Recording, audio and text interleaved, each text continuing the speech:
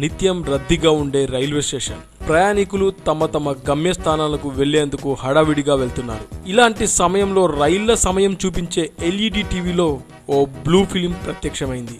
దీంతో అందరూ ఆశ్చర్యపోయారు. కొంతమంది యువకులు తమ సెల్ ఫోన్లలో ఈ వీడియో తీసి సోషల్ మీడియాలో పెట్టేశారు. అయితే ఈ సంఘటన ఆలస్యంగా వెలుగులోకి వచ్చింది. ఇది ఢిల్లీ మెట్రో రైల్వే స్టేషన్ లో చోటు చేసుకున్న సంఘటన. ఢిల్లీలో అత్యంత రద్దీగా ఉండే రాజీవ్ చౌక్ మెట్రో స్టేషన్ లో ప్యాసింజర్స్ కోసం ఏర్పాటు చేసిన ఎల్ఈడి స్క్రీన్ పై ఓ బ్లూ ఫిలిం ప్రత్యక్షమైంది. ఈ సంఘటన ఏప్రిల్ 9న జరిగింది. కాసేపు ఆ వీడియో అలాగే ప్లే అవడంతో ఆ ప్రాంతం నుంచి ప్రయాణికులు వెళ్లిపోయారు. కొంతమంది ప్రయాణికులు వాటిని మొబైల్లో చిత్రీకరించి సోషల్ మీడియాలో పెట్టడంతో అవి వైరల్గా మారాయి.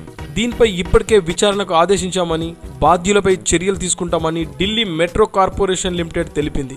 స్టేషన్లో వాణిజ్య ప్రకటనల కోసం ఈ పెద్ద స్క్రీన్లను ఏర్పాటు చేశారు.